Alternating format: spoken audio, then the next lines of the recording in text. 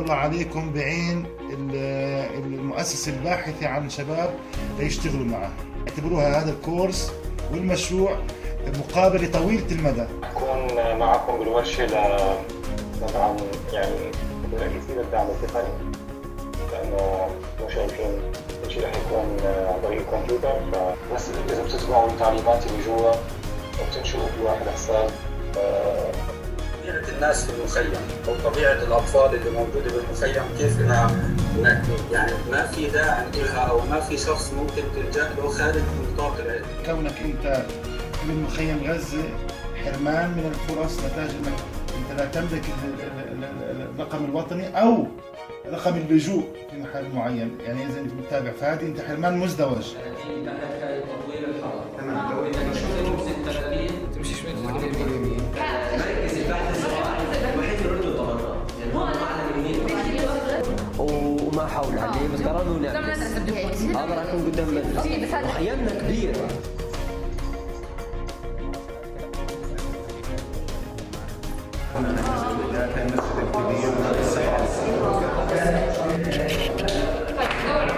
بس في اشياء خاصه بتميز فيها ابناء المخيم، زي مثلا نيجي طالب بده يقدم مثلا على مكرمه ابناء المخيمات، طالب بده يدرس، طبعا هاي ما تطلع غير اذا كان ساكن بالمخيم لانه بيقدم لها عن طريق الشؤون الفلسطينيه. طلاب الصوت سيء، وناحيه انه عندنا اللغه الانجليزيه سيئه جدا. لا والله يعني هم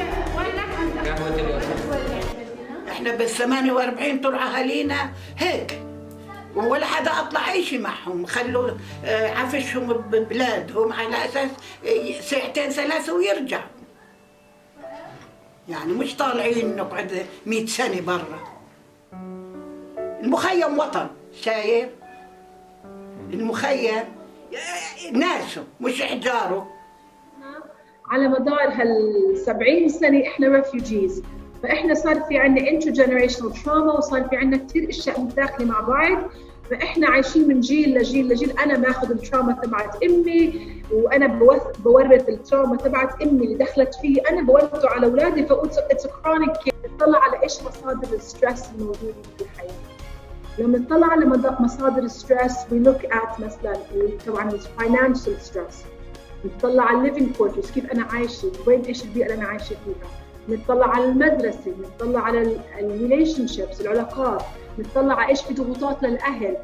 كل هذا بتندرج تحت السايكو سوشيال، whether it's family whether it's personal whether it's هاي كله بدخل مع بعض، السنس اوف كوميونتي.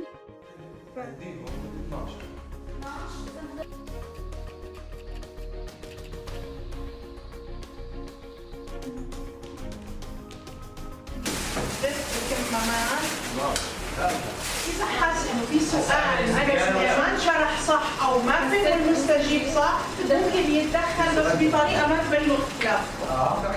هل تتناقشي مع عائلتك الممتدة في شؤون اللاجئين الفلسطينيين؟ إلى أي مدى أنت راضية عن وضعك الاقتصادي الحالي؟ وضعك أنت مش وضع البلد. بالبيت خلال ال6 الأشهر الماضية مشاكل في الخصوصية بالبيت نفسه يعني.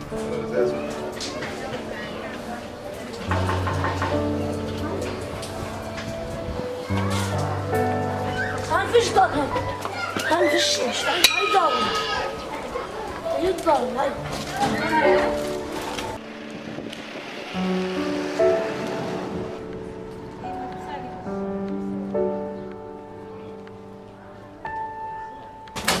بدينا حدا كثير.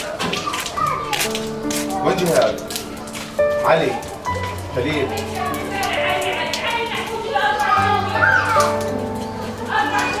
يلا.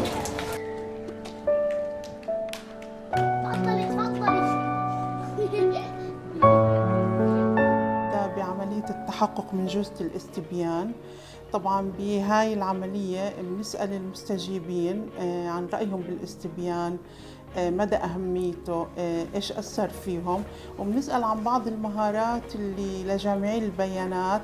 يتدخلوا بس وضحتهم كيف وكيف، يعني بأسلوب كثير محترم. قلت لهم إنه إحنا جايين نعمل مقابلة لعمر 18، كانوا أمها وأبوها. لما كان الحكي بالأخير إنه لا هم يعني كان كثير حكي، بس هم فهموا الموضوع إنه بس الأسئلة. العينات بصرية ممتازة. في مشكلة بالاستبيان معه؟ لا بس في سؤال كتبنا عليه ملاحظة رقم 3. أيوه. المشاعر اللي راودتنا خلال المشروع أو اللي صاحبتنا خلال المشروع إلى تنفيذه اليوم أو إلى المرحلة اللي انتهينا منها اللي هي تقريبا الاستبيان الفردي والتجهيز للاستبيان المؤسسي. أنا بالنسبة لي كانت اللي بتسيطر علي مشاعر الحماس والتشوق للتعمق بالمخيم بشكل أكبر.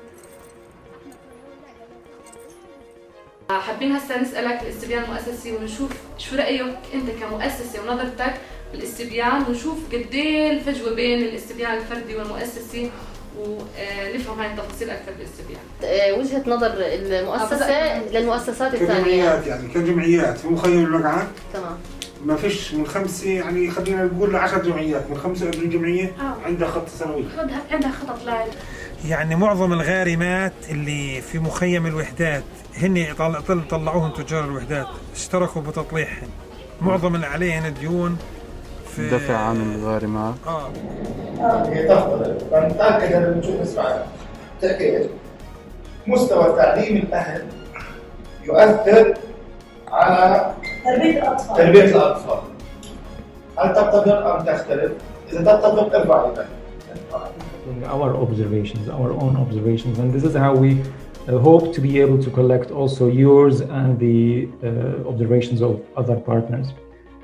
We're making a database of these notes, categorized based on the type of the note that we're making, which groups are related, whether it's by camps or by age groups, and where we expect to find further insights into this question.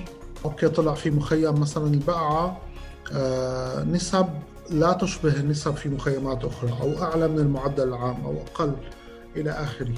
فنحن عشان ما بيكون في عنا تأويلاتنا الخاصة ونرتكز عليها من باب طبعا المهنية بالبحث الإجمالي بالبحث العلمي، كان لابد إنه لا نسمع من الشباب نفسه. At the same time, it also makes me very sad, I must say. Like 81% saying that they don't discuss these points. I mean, after a decade of support to parents, not only from our side, of course, but this is really, it's so sad.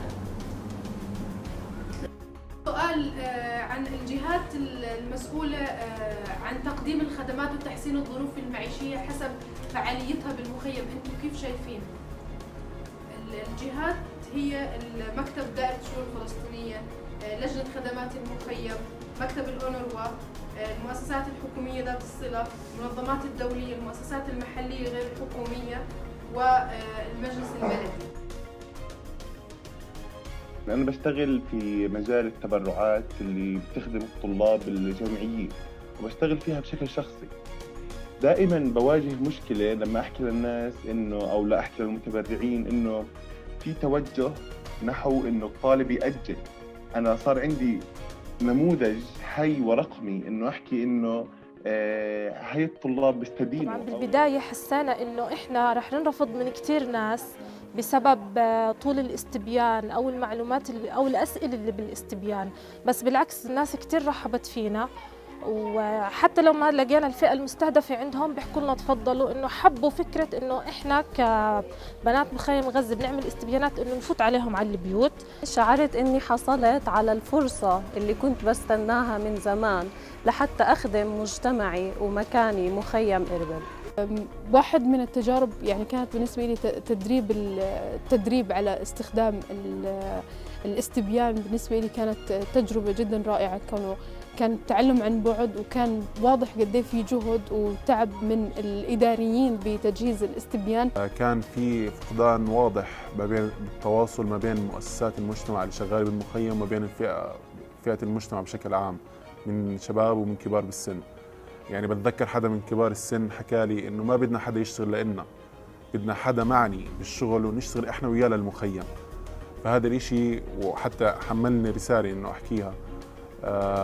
المخيم ما بنقصه أي مؤسسة أو أي جهة تدعمه، المخيم بنقصه ناس معنيين إنهم يشتغلوا للمخيم بالشراكة مع أهالي المخيم.